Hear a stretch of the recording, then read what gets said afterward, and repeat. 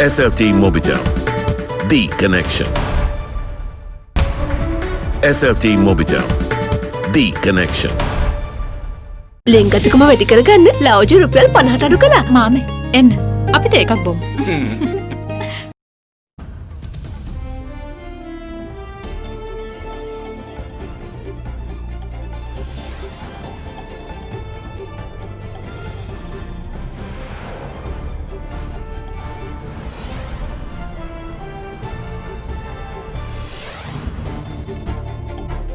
Tonight, friendship and reconciliation. India's External Affairs Minister says Sri Lanka's path to progress and prosperity is aligned with the 13th Amendment. Commitments made by the Sri Lankan government, the 13th Amendment. Progress and prosperity of Sri Lanka will surely be advanced as a consequence. New Year growth. The World Bank projects Sri Lanka to grow 3.3% this year and 2.2% in 2022. A good start to the year. Sri Lanka tops the South Asian region for human development in a UNDP global report. Laying the groundwork, epidemiologist calls for a vaccination plan while WHO country head warns against complacency. We have to prepare a very good deployment plan, how we are administering that vaccine. Vaccines won't solve everything. We still need to take necessary measures to prevent the virus from spreading. All this and much more coming up on this Wednesday, the 6th of January 2021. නව Sunlight සකුරා දැන් දික්කුකල් පවතින සකුරා මල් සුවඳින්.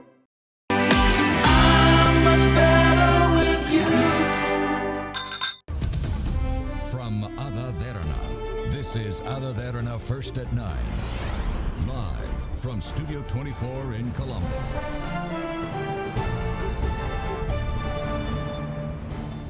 Good evening and welcome to First at 9. I am Shanella Fernando. Moving on to your top stories for tonight.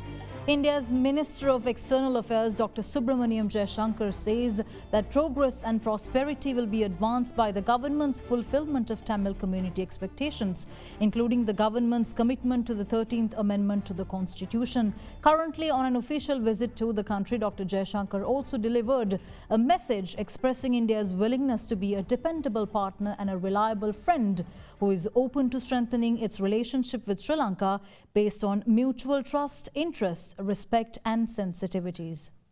Following his arrival in the country last evening, Indian Minister of External Affairs Dr. Subramanian Jaishankar met with President Gotabaya Rajapaksa this morning. Following the meeting, Dr. Jaishankar held discussions with Foreign Minister Dinesh Gunawardena, where a range of topics were touched on. Chief among the discussions were post-COVID-19 recovery assistance, cooperation on vaccine access, and future Indian private sector investment in the country. Dr. Jaishankar stated that he carried a message of an India that will always be a dependable partner, a reliable friend, and open to strengthening its relationship with Sri Lanka on the basis of mutual trust, interest, respect, and sensitivities. Dr. Jaishankar also met with Prime Minister Mahinda Rajapaksa this evening and will meet with the country's business community tomorrow. Reflecting our neighborhood first policy, India has supported Sri Lanka's efforts to tackle COVID through timely medical assistance. We are now looking at post-COVID cooperation, and I carry back with me Sri Lanka's interest in accessing vaccines from India, and I shared with the Honorable Foreign Minister, India sees international cooperation in this area as its duty. In line with our shared democratic traditions, meetings are also planned with other important political and community leaders. There's also an interaction with the business community tomorrow. And to all of them, I carry a message of an India that will always be a dependable partner and a reliable friend, open to strengthening its relationship with Sri Lanka on the basis of mutual trust, mutual interest, mutual respect, and mutual sensitivity. Right now, India and Sri Lanka both face the immediate challenge of post-COVID recovery. This is not just a public health issue, but equally a crisis of the economy. The Indian economy has also shown strong signs of recovery in the last few months. We are very confident that this will be full-blown by the next quarter. These developments will obviously have a positive impact on Sri Lanka, At the same time, there are specific challenges that need addressing, whether it is in finance or in trade, and my visit is also aimed at facilitating that process. Dr. Jaishankar also revealed strong interest from India's business community for investing in the country, such as in the development of special pharmaceutical manufacturing zones and in the tourism sector as well. There are many proposals under discussion, including in infrastructure, energy, and connectivity. Their early implementation is obviously in our mutual interest and would definitely accelerate Sri Lanka's economic recovery. Let me also stress that Indian business is strongly interested in investing in Sri Lanka. We have discussed some important opportunities in the course of yesterday and today, including in special zones for pharmaceutical manufacturing, as also in tourism. Our lines of credit have rebuilt connectivity, facilitating the restoration of normalcy. We are cognizant of the domestic priorities of the Sri Lankan government, including in agriculture and technology, education and skill development, and urban development. Meanwhile, the Indian External Affairs Minister reiterated India's strong support for the reconciliation process and an inclusive political outlook that encourages ethnic harmony. Further, Dr. Jaishankar added that the progress and prosperity of Sri Lanka will surely be advanced by the fulfillment of the expectations of the Tamil community, including the government's commitment to the 13th Amendment to the Constitution. As we promote peace and well-being in the region, India has been strongly committed to the unity, stability, and territorial integrity of Sri Lanka. Our support for the reconciliation process in Sri Lanka is long-standing, as indeed for an inclusive political outlook that encourages ethnic harmony. It is in Sri Lanka's own interest that the expectations of the Tamil people for equality, justice, peace, and dignity within a united Sri Lanka are fulfilled. That applies equally to the commitments made by the Sri Lankan government on meaningful devolution, including the 13th Amendment of the Constitution. The progress and prosperity of Sri Lanka will surely be advanced as a consequence. As maritime countries in the Indian Ocean, India and Sri Lanka have a shared interest in ensuring maritime security and safety. We have a long history of cooperation in this regard. We stand ready to enhance Sri Lanka's capabilities to meet growing maritime and security challenges. Safeguard hand sanitizer නවතම නිෂ්පාදන පෙළ නිරෝගිමත් දිවියකට. Prime Minister Mahinda Rajapaksa today assured Parliament that the government has not taken any decision to hand over the management or ownership of the East Container Terminal of the Colombo Port to any foreign entity. Meanwhile, amendments were made to several bills in Parliament today, with outdated language left over from colonialism amended and replaced with more suitable to the present day. The Penal Code Amendment, the Evidence Amendment and Bail Amendment bills were passed in Parliament today following its second reading. Accordingly, some outdated wordings and phrases in the Evidence Ordinance and the Penal Code Amendment Bill were replaced with appropriate terminology. This included the replacing of all references to the Queen and replaced with the word Republic. 1983 මහා ජූලි කලබලය LTT සංවිධානයට ලබා දුන් ලොකුම oxygen සැපයුවාසේම Zahran ඇතුළු උන්මත්තික ම්ලේච්ඡ ත්‍රස්තවාදී සාහසිකයන්ට oxygen සැපයුවේ Aluthgama දිගනවැනි ස්ථානවල පැවති ජාතිවාදීන් ගැටුම් බවට කිසිදු විවාදයක් තිබිය නොහැක. අද ඇතැම් කොටස් හා ඇතම් මාධ්‍ය සාමය සමගිය වෙනුවට වෛරය බෙදීම සැකය හා අසත්‍ය ප්‍රකාශ කරමින් යන ගමනේ අවසානයේ කැබුම් දෙයන්න පිළිබඳව අපිට ඉතා බයක් ඇත. අපි මේ තත්ත්වයෙන් මිදී බෙදීම වෛරය සැකය බෝ කරනවා වෙනුවට ආදරය කරුණාව දයාව මෛත්‍රිය බෝ කරන්නට කාලය එළඹ ඇත. නොයසේ නම් ජාතියක් වශයෙන් අපි යලි පසුතැවෙනු ඇත. පාස්කු ප්‍රහාරය පිළිබඳ ත්‍රස්තවාදීන් හා ඊට අනුබාල ආධාර ලබා දුන් සියලු දෙනා පිළිබඳව විමර්ශනය කොට දඬුවම් ලබා දිය යුතු වේ. ඒ පිළිබඳව කිසිම ප්‍රශ්නයක් නොමැත. වැරදි පුද්ගලයන් හඹා ගොස් ඇත්ත වශයෙන්ම ඊට සම්බන්ධ සමාජ කොටස් තවදුරටත් සමාජයේ සැඟවී සිට යලිත් වරක් යම් ප්‍රචණ්ඩත්වයක් මුදාහරනු ලැබුවහොත් එය මෙරට සමාජ ස්තරයට දරාගත නොහැකි මහ විශාල ඛේදවාචකයක් වනු ඇත. එම නිසා පරීක්ෂණ අපක්ෂපාතීව යුහුසිලිව කඩිනම්ව හා පූර්ව නිගමනවලින් තොරව සිදු කිරීම සඳහා රජය වගකිව යුතු රජයක් වශයෙන් අපි කටයුතු කරනු ඇත. මුස්ලිම් සමාජය තුළ යම් යම් අන්තවාදී කොටස් ත්‍රස්තවාදයේ වෙත නැඹුරු වී ප්‍රචණ්ඩත්වයේ මුදාහැරුණු ලැබුවාට කිසිදු විවාදයක් නැත. ඊට සම්බන්ධ සියලු තොරතුරු ලබාගෙන එවන් දෙයක් ඉදිරියේදී සිදු නොවීමට වගබලා ගැනීමට අප සමස්ත මුස්ලිම් ප්‍රජාව දිනාගත යුතු ඇත. මක්නිසාද යත් එකී තොරතුරු හා ඊට සම්බන්ධ කරුණු ලබා ගැනීම සඳහා එකී සමාජ චින්තනය වෙනස් කිරීම සඳහා ඒ අදහස් වලින් යම් මාලිම්බයම් කොටස් මුදාගෙන ප්‍රධාන ප්‍රවාහයට ඔවුන් ඇතුළත් කිරීම සඳහා ඔවුන් සමග එක්ව වැඩ කිරීමේ අතිශය වැදගත් බව දියුණු රටවල් වන මහ බ්‍රිතාන්‍ය, සිංගප්පූරුව, ජර්මනිය වැනි රටවල් වලින් අපිට පාඩම් ඉගෙනගත හැකිය. එනිසා මේ අවිශ්වාසයට, මේ සැකයට, මේ බේට, මේ අන්‍යෝන්‍ය අනෝබෝධයට අවසන්තිතත් තැබීමට ශ්‍රෑම ශ්‍රී ලාංකිකයටම තමන්ගේ යයි කිව හැකි ව්‍යවස්ථාවක් සැදීමේ විශාල වගකීමක් මේ රජයට හා අපේ අමාත්‍යංශයට පැන නැගී තිබෙනවා. එම කාර්යය අපි නොපැකිලව ඉටු කරනවා. Also speaking in Parliament, Prime Minister Mahinda Rajapaksa announced that no decision has been made to hand over the East Container Terminal to any foreign entity. Colombo වරාය අප රටේ සංවර්ධනය සඳහා ඉතා වැදගත් කේන්ද්‍රස්ථානයක් බව අප කවුරුත් දන්නවා. පැවති යහපාලන රජය විසින් කොළඹ වරායේ නැගෙනහිර ජැටිය සම්බන්ධව ගිවිසුම් වලට එළඹී ඇත. අප රජය විසින් මෙම නැගෙනහිර ජැටියේ කළමනාකරණය හා මුළු අයිතිය හෝ අයිතියෙන් කොටසක් හෝ විදේශ සමාගමකට පැවරීමට තීරණය කර නොමැත.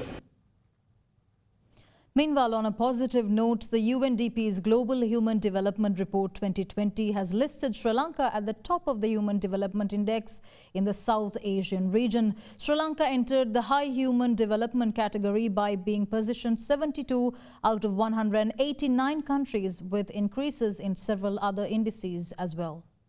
The UNDP resident representative in Sri Lanka, Robert Ducum, officially handed over the Global Human Development Report 2020 to Prime Minister Mahinda Rajapaksa on January 1st at his residence in Vijayarama. The report was also handed over to Foreign Minister Dinesh Gunawardena last evening.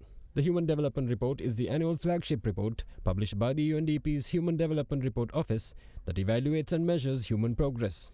This year's 30th publication emphasizes the relationship between people and nature, focusing on the impact that human activity has on the earth, and stresses on the importance of improving people's lives while working towards an inclusive and sustainable future for all.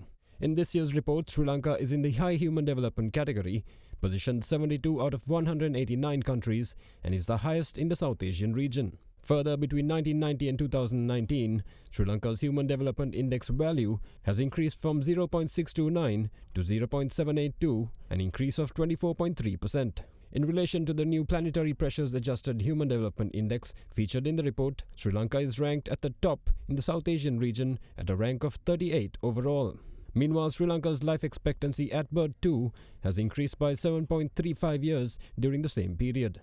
Sri Lanka also scored a high 99.5% in relation to the proportion of births attended to by skilled health personnel. Further, average schooling years also increased by 2.3 years, while the expected years of schooling too jumped by 2.8 years. Meanwhile, Sri Lanka's gross national income per capita increased by about 229.4% in comparison of HDI and PDHI among South Asian countries.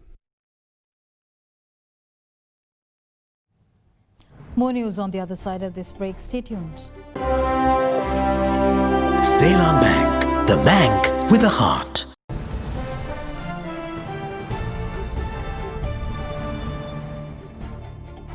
Welcome back in more news. With the government having given the green light for discussions to commence with vaccine manufacturers for possible supplies, laying the groundwork for a mass inoculation program, including prioritizing high-risk sections of society, is the need of the hour. These sentiments were echoed by Chief Epidemiologist Dr. Sudat Samaraveera, who called for a comprehensive vaccination plan to be drafted before vaccines arrive. Meanwhile, World Health Organization country head Dr. Razia Painse says, although vaccines news could be the light at the end of the tunnel, that alone may not be enough to beat back the virus if the public don't continue with health and safety precautions.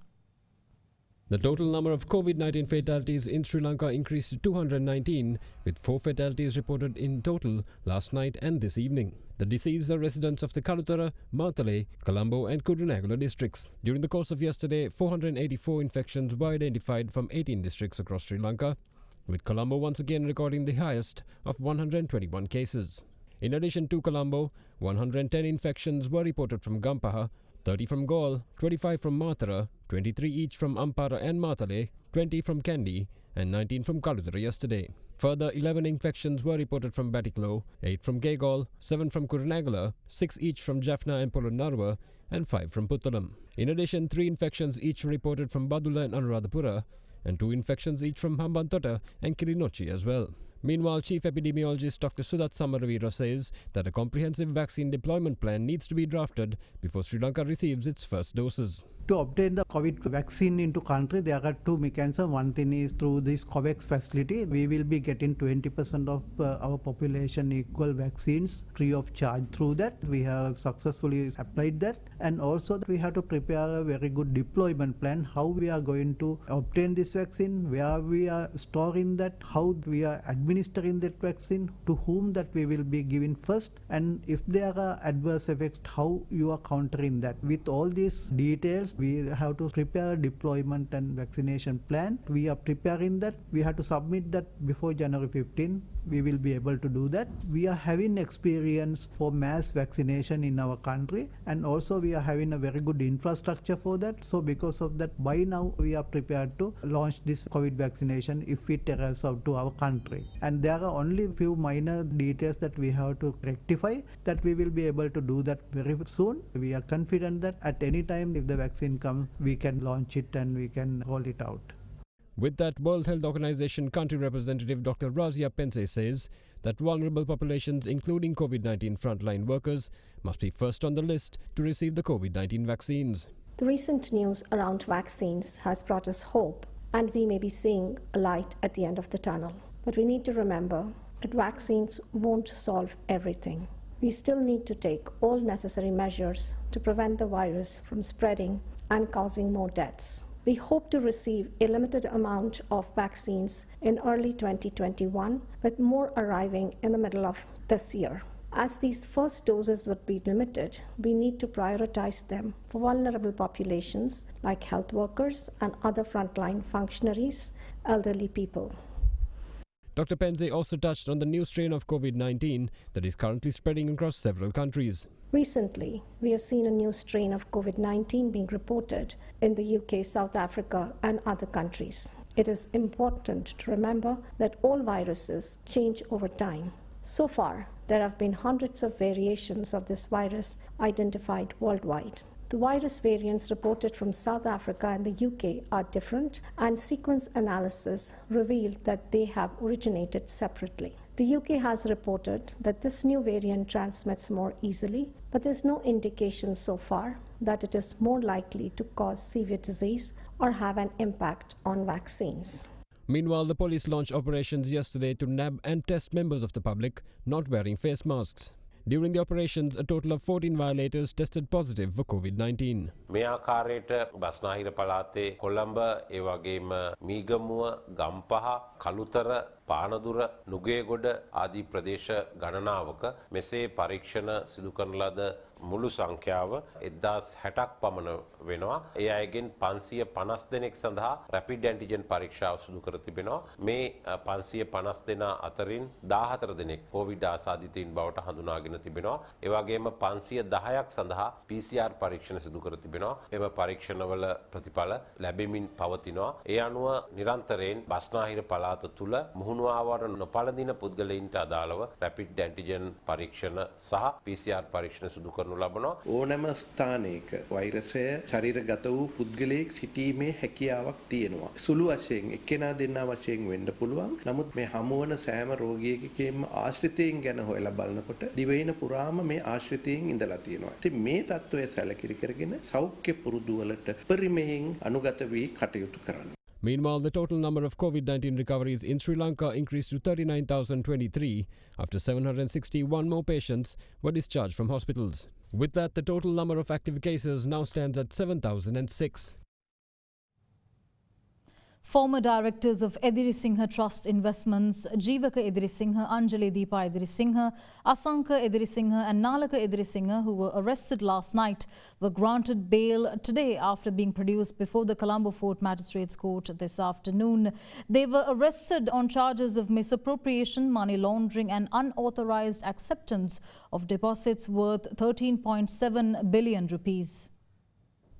On January 9, 2020, President Gotabaya Rajapaksa appointed a 3-member presidential commission to probe alleged irregularities and malpractices at Swarna Mahal Financial Services and ETI Finance Limited. Chaired by retired Supreme Court Judge K.T. Chitrasiri, the Commission's report was presented to the President on the 8th of October. Based on the report's findings, the Attorney General yesterday instructed the IGP to launch a criminal investigation against the former Board of Directors of Swarnamahal Financial Services and ETI Finance Limited on charges of unauthorized acceptance of deposits worth 13.7 billion rupees, misappropriation and money laundering. Accordingly, the former directors of Edirisinghe Trust Investment and Swarnamahal Financial Services, Jeevaka Edirisinghe, Anjali Deepa Edirisinghe and Asanka Edirisinghe were arrested by the CID last night. The fourth suspect, Nalaka Edirisinghe, however, could not be arrested last night but surrendered to the CID this morning through an attorney.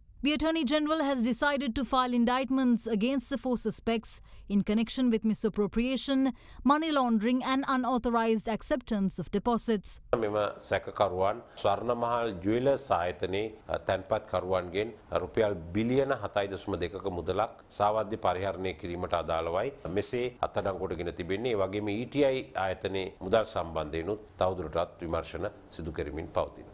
Meanwhile, after obtaining statements, the suspects were produced before the Colombo Fort Magistrates Court this afternoon and were subsequently granted bail.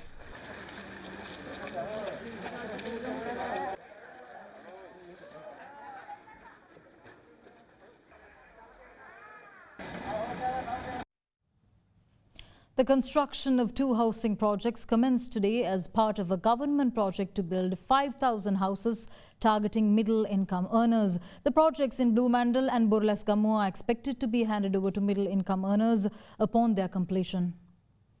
Construction of the Stadium Gama housing project at Blumandal Road, a sub-project that falls under the main project of building 5,000 houses for middle-income earners, was worked off this morning under the patronage of State Minister of Urban Development, Dr. Nalaka Gudaheva. Accordingly, 210 housing units are expected to be constructed and handed over to middle-income earners. මුදල් සංසරණය නොවීමේ ආරම්භය. ඒ නිසා තමයි රැකියා නැති වෙන්නේ. ඒ නිසා තමයි ආදායම නැති වෙන්නේ. ඉතින් මේක වෙනස් කරන්න තිබෙන්නේ යලිත් විශ්වාසය ඇති කරලා මේ ආර්ථික ක්‍රියාවලිය සක්‍රිය කරන එක. අපි කරන්න උත්සාහ කරන්නේ ඒක.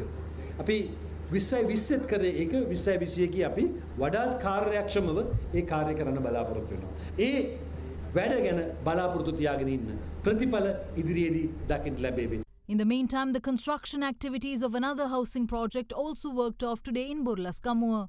Accordingly, 120 housing units are to be built under this sub-project. The Department of Excise has announced that 5 types of excise licenses will be issued free of charge for the year 2021 after the Finance Minister amended Excise Notification number 1004 through a Gazette Extraordinary issued on the 1st of January. In a letter directed to all district secretaries, Commissioner General of Excise M.J. Gunasiri said the annual fee will not be charged for the following 5 licenses. This includes hotel license type FL/7 for tourist board approved hotels and non-tourist board approved with 5 or more rooms, and the FL/8 type license for hotel bars. Further, the FL/11 type restaurant licenses for restaurants both approved and not approved by the tourist board. The FL/12 type liquor license for rest houses have also been included. In addition, the consumer at the premises license FL/22B for premises both approved or not approved by the tourist board have also been excluded.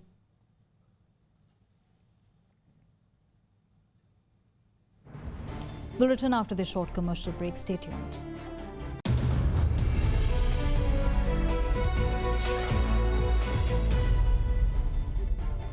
Welcome back. In the latest Global Economic Forecast report published by the World Bank, Sri Lanka's economy has been projected to grow 3.3% this year. Further, an economic growth of 2.2% has been projected for next year. Meanwhile, the global economy is expected to expand by 4% in 2021, assuming an initial COVID-19 vaccine rollout becomes widespread throughout the year, while the South Asia region is projected to grow by 3.3% in 2021 and 3.8% in 2022.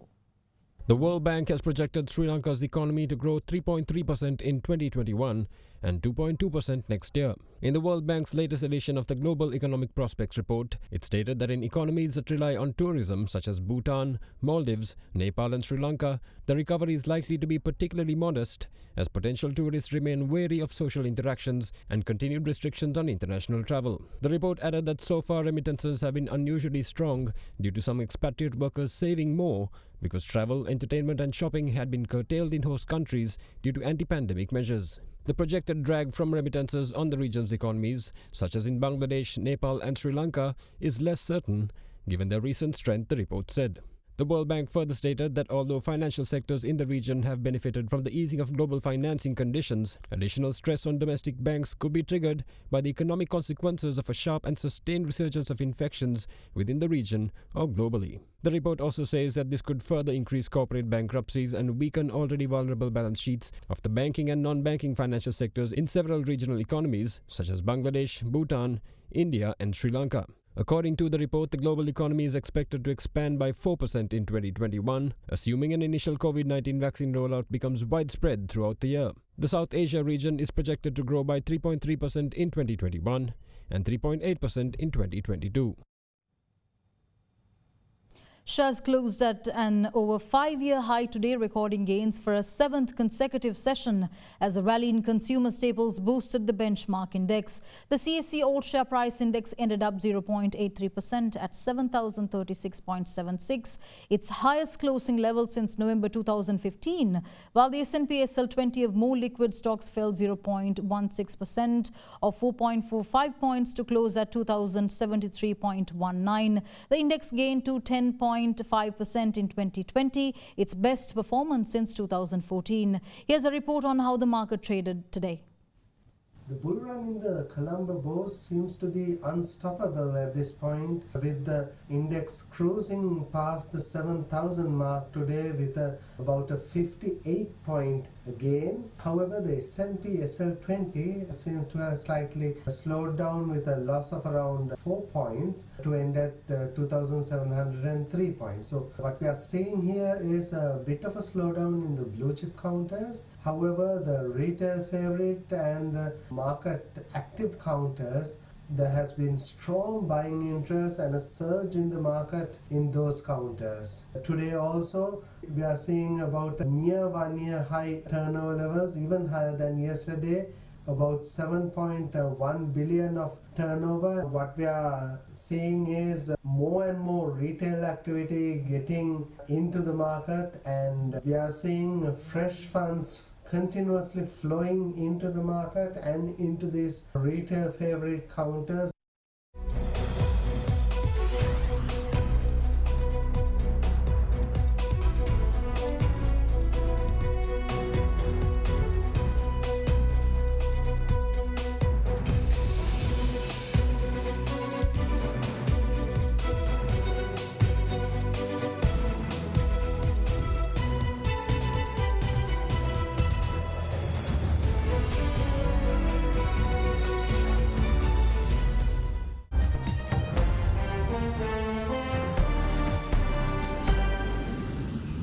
In our international news, according to spokeswoman of the global health body Margaret Ann Harris, a team of international experts set up by the World Health Organization have commenced their work virtually together with Chinese experts to investigate the origins of the novel coronavirus.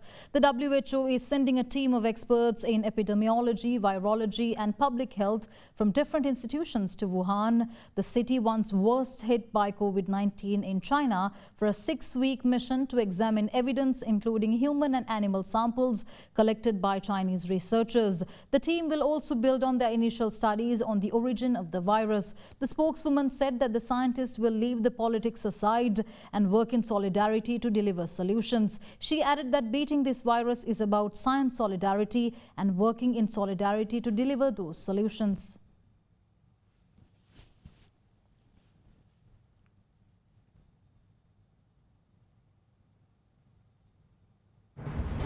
With that, we wrap up tonight's edition of First at 9. Thank you for joining. I'm Shanella Fernando. Have a good night.